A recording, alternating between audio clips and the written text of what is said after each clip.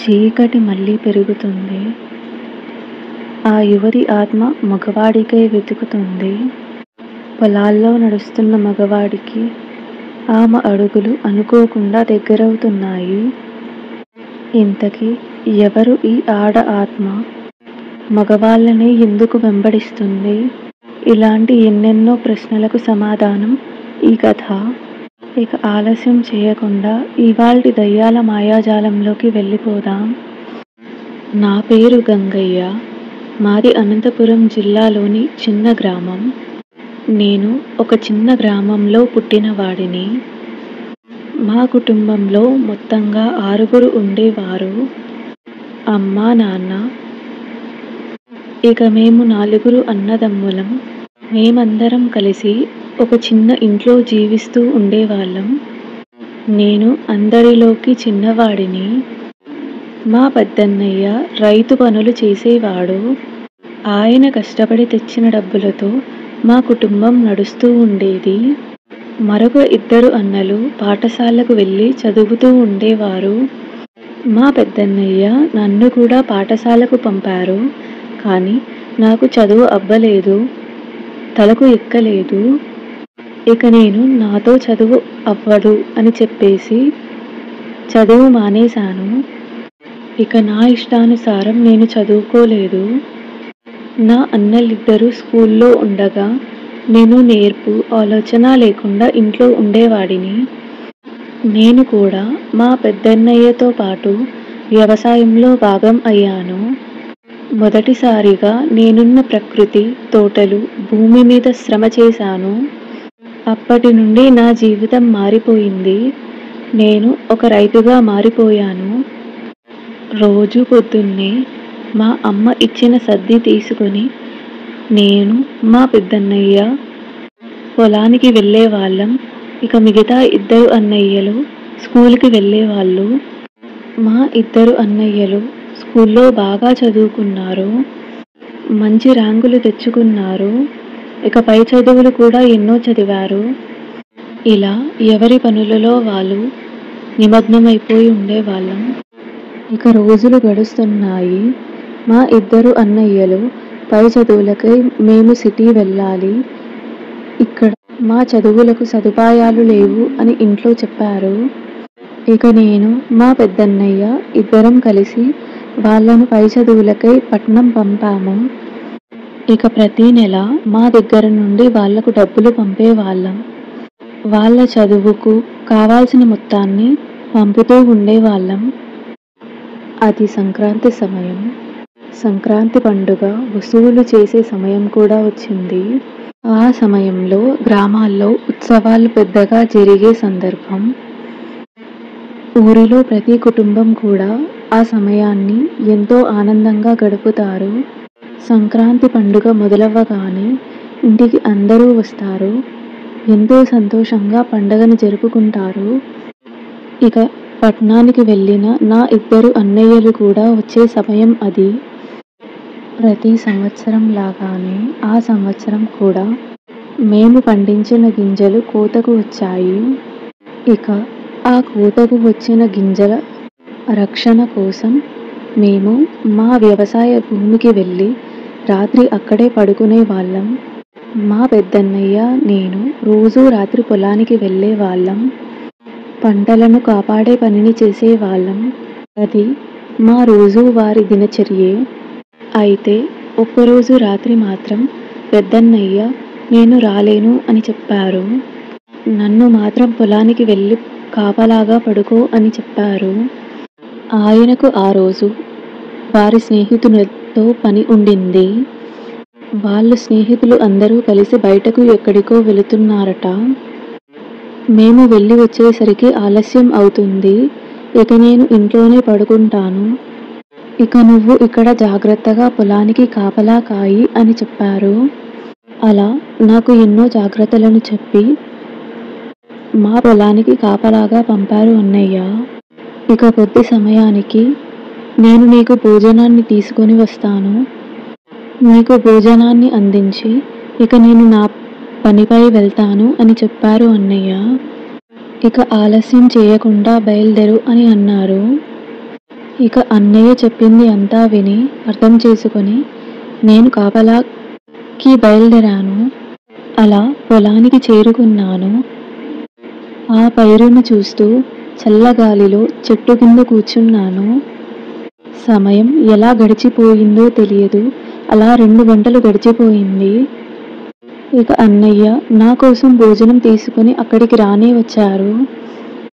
నాకు భోజనాన్ని ఇచ్చి జాగ్రత్తగా ఉండమని చెప్పారు. ఇక నేను భోజనం చేసేదాకా నా పక్కనే కూర్చున్నారు. నేను అలా కొద్దిసేపటికి భోజనం చేశాను. ఇక మా అన్నయ్య తనకు ఉన్న ముఖ్యమైన పనికై బయలుదేరారు. ఇక నేను వెళ్తాను, నువ్వు జాగ్రత్తగా ఉండు, అప్రమత్తంగా ఉండు అని చెప్పారు. ఇక నేను కూడా అన్నయ్య చెప్పిన మాటలన్నీ చెవికెక్కించుకున్నాను. ఇక అన్నయ్య వెళ్ళిన తర్వాత కొద్దిసేపటికి నాకు నిద్ర రావడం మొదలవ్వింది. ఇక పొలాన్ని మొత్తం ఒక చుట్టు చుట్టి ఆ తర్వాత పడుకుందాము అనుకున్నాను. అలా పొలానికి అన్ని వైపులా ఒకసారి వెళ్ళి చూశాను. ఆ తర్వాత మా పొలంలో ఉన్న పెద్ద చెట్టు కిందకు వచ్చి పడుకున్నాను. సమయం గడుస్తూ పోయింది. ఇక నేను చెట్టు కింద పడుకోగానే నా కళ్ళు మూసుకుపోయాయి. నేను గాఢ నిద్రలోకి వెళ్ళిపోయాను. అలా సమయం గడిచిపోయింది. ఇక నాకు సడన్గా మేలుకొచ్చింది.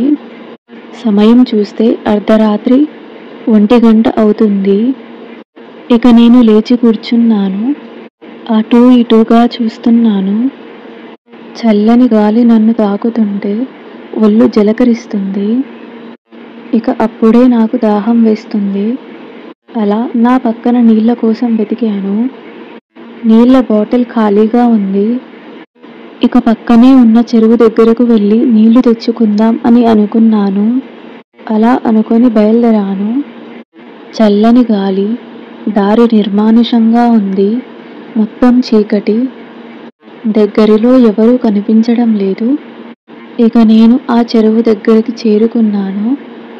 వెళ్ళి నా నీళ్ళ బాటిల్లో నీళ్లు పట్టుకున్నాను. అలా పట్టుకొని తిరిగి వస్తున్నాను.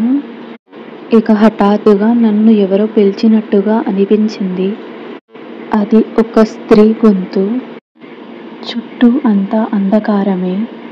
ఇంత అంధకారంలో కూడా ఆమె ముఖం వెలిగిపోతుంది. ఆ అమ్మాయి చీర కట్టుకొని ఉంది. తన కురులను విరబోసుకొని ఉంది. ఆమె ఎంతో అద్భుతంగా కనిపిస్తుంది. ఆమె అందం వర్ణనాతీతంగా ఉంది. ఇక నేను ఆమె దగ్గరకు వెళ్ళాను. ఇక అడిగాను, ఇంత రాత్రి ఇక్కడ ఏం చేస్తున్నారు మీరు అని. ఆమె నవ్వుతూ, నేను ఈ వ్యవసాయ భూమి దగ్గరలోనే ఉంటాను. నీవు నీళ్ళ కోసం రావడం చూశాను. ఇక కేవలం నీతో మాట్లాడదాము అని ఇక్కడికి వచ్చాను అని తెలిపింది. ఇక మా ఇద్దరి మధ్య మాటలు మొదలయ్యాయి. ఆమె స్వభావం సున్నితంగా, నర్మంగా ఉంది. అది నాకు చాలా నచ్చింది. ఇక నేను ఆమె మాటల్లో మునిగిపోయి ప్రపంచాన్ని మరిచేవాడిని. ఈ సంభాషణ కేవలం నీళ్ళ విషయం కాదు. మీరు గమనిస్తే ఈ సంభాషణ జీవితం, అవసరాలు, మనసుకు మధ్య కనెక్టివిటీ కనిపిస్తుంది. ఇక నాకు ఆ అమ్మాయి వ్యక్తిత్వం ఎంతగానో నచ్చింది. నాకు ఉన్న నిస్సహాయతలు, కష్టాల మధ్య చిన్న చిన్న ఆశలు కూడా జీవితాన్ని రంగులమయం చేస్తాయి అని ఆ యువతి మాటల్లో నాకు అర్థమయ్యింది. ఇక నా మనసు తనని కోరుకుంటుంది. ఇక నేను తనను కలిసిన మొదటి రోజే నన్ను పెళ్లి చేసుకుంటావా అని అడిగాను. ఇక నా మాటలు విని తను కూడా సరే అంది. ఇక ఆ రోజు మొదలైన మా కథ సంవత్సరం పాటుగా నడిచింది. ఇక మేము ప్రతిరోజు రాత్రి కలుసుకునే వాళ్ళం. కొద్దిసేపు సమయాన్ని గడిపేవాళ్ళం. ఇక నేను ఆ యువతికి ఎంతగానో అలవాటు పడిపోయాను. నేను రాత్రుళ్ళు తనను కలవడం కోసం పొలానికి రాకుండా చూసుకునేవాడిని. నేను మాత్రం కాపలాగా పడుకుంటాలే అని చెప్పేవాడిని. నీ అవసరం లేదులే అన్నా అని అన్నాను. ఇక అన్నయ్య కూడా నేను బాధ్యతగా ఉన్నానులే అని చెప్పి అర్థం చేసుకుని వెళ్ళు, కానీ జాగ్రత్తగా ఉండు అని చెప్పేవారు. ఇక నాకు ఆ యువతితో పరిచయం బలపడింది. రోజు రోజుకి నేను ఆ అమ్మాయికి ఆధీనమైపోతున్నాను. తను లేకుండా ఉండాలి అని అనిపించడం లేదు. రోజు మొత్తం సాయంత్రం ఎప్పుడవుతుందా, నేను ఎప్పుడు వెళ్ళి తనని కలుస్తానా అని ఎదురు చూసేవాడిని. ఇక సంక్రాంతి పండగ అయిపోయింది. ఇక పొలంలో వ్యవసాయ పనులు జరిగినా జరగకపోయినా నేను పొలానికి వెళ్ళి పడుకునేవాడిని. అలా అయితే నేను ఆ యువతిని రోజు కలవచ్చు అని అనుకునేవాడిని. ఇక ఆ ప్రణాళికతో ఇంట్లో వాళ్లకు ఏదో సర్ది చెప్పుకుంటూ సాయంత్ర సమయానికి పొలానికి చేరుకునేవాడిని. అలా కాలం గడిచిపోతుంది. అది మార్చి మాసం. ఇక నా ఆరోగ్యం కొద్ది కొద్దిగా క్షీణించడం మొదలయ్యింది. నాలో చాలా తేడాని గమనించారు మా తల్లిదండ్రులు. నా ఆరోగ్య పరిస్థితిలో కూడా చాలా తేడాలు కనిపించాయి వాళ్ళకి. ఇక మా నాన్న అడగడం మొదలుపెట్టారు. నువ్వు ఎక్కడికి పోయి ఎలాంటి పరిస్థితిలో వచ్చావు? రోజు ఇలా ఎందుకు జరుగుతుంది అని అడిగారు. ఇక నేను మాత్రం ఏమీ తెలియనట్టుగా నేను పొలానికి వెళ్ళాను, అక్కడే పడుకుని వచ్చాను అని చెప్పాను. ఇక మా నాన్న పొలంలో పంట కూడా ఏమీ వెయ్యలేదు, నువ్వు పొలానికి వెళ్ళడానికి కారణం ఏంటి చెప్పు అని గట్టిగా అడుగుతున్నారు. ఆ ప్రశ్నకు సమాధానం ఇచ్చేందుకు గుండెల్లో మాటలు రావట్లేదు. కానీ నా పరిస్థితిని అర్థం చేసుకుని వారు నిజంగానే ఎంతో ఆందోళన పడుతున్నారు.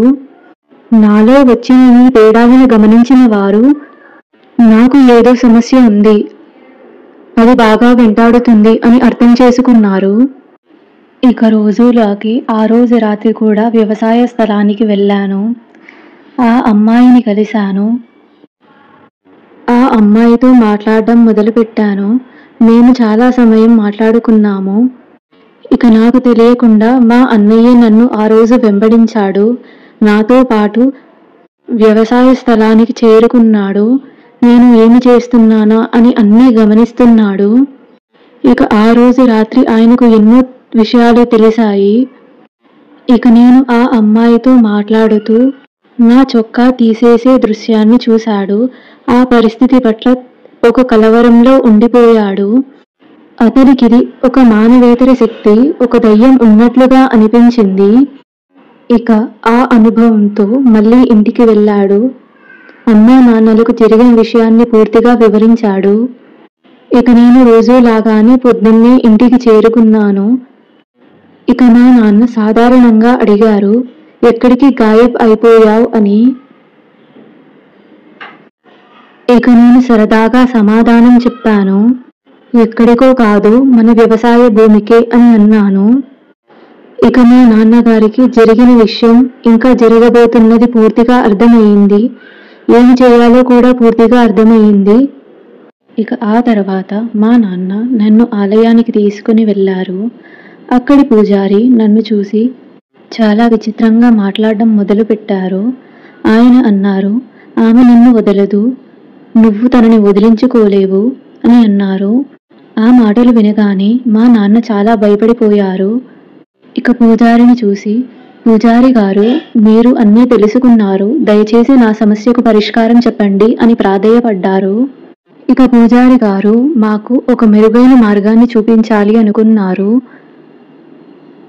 ఇక మా నాన్నతో నన్ను తీసుకుని దేవాలయంలోకి రండి, ఆ స్థలంలో ఏ చెడువు దుష్ట శక్తులు నిలవలేవు అని చెప్పారు. ఇక మా నాన్న అన్నయ్యలు నన్ను దేవాలయంలోకి తీసుకువెళ్ళడానికి చూస్తున్నారు. ఇక నేను మాత్రం ముందుకు కదలడం లేదు. నన్ను ఎక్కడికి తీసుకువెళుతున్నారు, నేను రాను అని గట్టిగా అరుస్తున్నాను. ఇక నా ప్రవర్తనంతా గమనించిన పూజారి గారు ఇలా అన్నారు, మీ వాడు చేయి దాటిపోయాడు, ఆమె వశం అయిపోయాడు, అందుకే తన ఆరోగ్యం కూడా క్షీణిస్తూ వచ్చింది. తనలో రక్తాన్ని ఆ పిశాచి తాగేసింది, అందుకే తన ఆరోగ్యం క్షీణిస్తుంది అని చెప్పారు. అదంతా విని నాన్నగారు ఇలా అన్నారు, అయ్యా పూజారి గారు, మీరు ఏమైనా చేయండి, కానీ నా బిడ్డను నాకు తిరిగి తెచ్చివ్వండి. వాడు ఆరోగ్యంగా ఉండాలి, నాతో పాటు ఉండాలి అని ప్రాధేయపడుతున్నారు. ఇక పూజారి గారు మాత్రం ఇది అంత సులభం కాదు అని అన్నారు. ఇక ఇవన్నిటిలో మాకు తెలియని విషయం ఏంటి అంటే, నాలాగా మా ఊరిలో ఎంతో మంది ఇబ్బంది పడుతున్నారు. ఆ పిశాచి నాలాగే ఎంతో మంది అబ్బాయిలను తన వశంలో చేర్చుకుంది. తన ఆకలిని దాహాన్ని తీర్చుకుంటూ ఉంటుంది. ఇలా నాలా ఇంకో 2 అబ్బాయిలు కూడా మా ఊరిలో అనారోగ్యం పాలవుతున్నారు. వారిది కూడా నా సమస్యే. ఆ మోహిని పిశాచి నాతో పాటు ఆ 2 కూడా వశంలో చేసుకుని మా అందరినీ ఆడిస్తుంది. ఇక అలా ఆరోగ్యం పాడైన 2 అబ్బాయిలు కూడా పూజారి గారి దగ్గరికి వచ్చారు. ఇక వారందరూ వారి వారి సమస్యలను వివరించారు. అందరి సమస్య కూడా నాలాంటిదే. ఇక పూజారి గారికి మొత్తం అర్థమయ్యింది. ఇది ఇలా వదిలే పిశాచి కాదు, దీనికై ప్రత్యేక పూజలు చేయాలి అని చెప్పారు. అలా చెప్పి మా అందరినీ రేపు గుడి దగ్గరికి రండి అని చెప్పారు. ఇక పూజారి గారి ఆజ్ఞ ప్రకారం అందరం కలిసి మరుసటి రోజు గుడి దగ్గరికి వెళ్ళాము. మేము గుడి దగ్గరికి వెళ్ళేటప్పటికే అక్కడ అన్ని పూజలకు సంబంధించిన సామాగ్రి సిద్ధంగా ఉంది. పూజారి గారు రెడీగా కూర్చొని ఉన్నారు. ఇక మమ్మల్ని ఈ కష్టం నుండి బయటపడేయడానికి ఎంతో మంది పూజారులు కలిసి హోమం, యజ్ఞం లాంటివి చేయడం మొదలు పెట్టారు. పక్క ఊరు నుండి కూడా పూజారులు వచ్చారు. అలా ఆ పూజ 3 గంటలు సాగింది. ఆ 3 గంటల్లో నేను ఇక నా 2 సోదరులు, మేము ముగ్గురం ఎవరైతే ఆ పిశాచికి బలి అయ్యామో అందరం కలిసి గయ్యున అరుస్తున్నాము, విరుచుకు పడిపోతున్నాము. అదంతా అలా సాగుతుండగా ఏదో తెలియని రూపం అక్కడికి చేరుకుంది. అది పొగలాగా కనిపిస్తుంది. ఇక ఆ పూజారులందరూ మంత్ర ఉచ్చారణతో ఆ పిశాచిని వాళ్ళ వశం చేసుకున్నారు. నన్నిని ఒక కుండలో దాచిపెట్టారు. ఇదంతా జరుగుతుండగా మేము ముగ్గురం స్పృహ కోల్పోయాను. ఇక ఆ తర్వాత మేలుకొని మేము మా ఇంట్లో ఉన్నాము. మా చేతికి తాయెత్తులు కట్టి ఉన్నాయి. ఇక పూజారి గారు చెప్పిన ప్రకారం ఆ తాయెత్తుని 3 రోజులు తీయకూడదు అని చెప్పారు. అలా ఈ 3 రోజులు కాపాడుకుంటే ఆ తర్వాత మాకు ఆ పిశాచి బెడద ఉండదు అని అన్నారు. ఇక 3 రోజులు మేము ఇంట్లో నుండి బయటకు వెళ్లకుండా అలాగే ఇంట్లో ఉన్నాము. ఇక ఆ తర్వాత నా జీవితం సాఫీగా సాగడం మొదలుపెట్టింది. నేను అన్నీ మెల్లిమెల్లిగా మరిచిపోతూ జీవితాన్ని కొత్తగా మొదలుపెట్టాను. ఈ సంఘటన నా జీవితంలో జరిగి 45 సంవత్సరాలు అవుతుంది. కానీ ఇప్పటికీ నేను ఈ సంఘటన మర్చిపోలేకపోతున్నాను. ఇక మరవలేనేమో. ఇక ఇవాల్టి నా కథ మీకు ఎలా అనిపించిందో కమెంట్ సెక్షన్లో చెప్పండి. లైక్ చేయడం మర్చిపోకండి. మీరు ఇలా లైక్ చేయడం వల్ల ఇంకా ఎంతో మందికి ఈ వీడియో వెళ్ళడం జరుగుతుంది. షేర్ చేసి సబ్స్క్రైబ్ చేయండి. Thank you so much for watching. వెళ్ళొస్తాను. టాటా.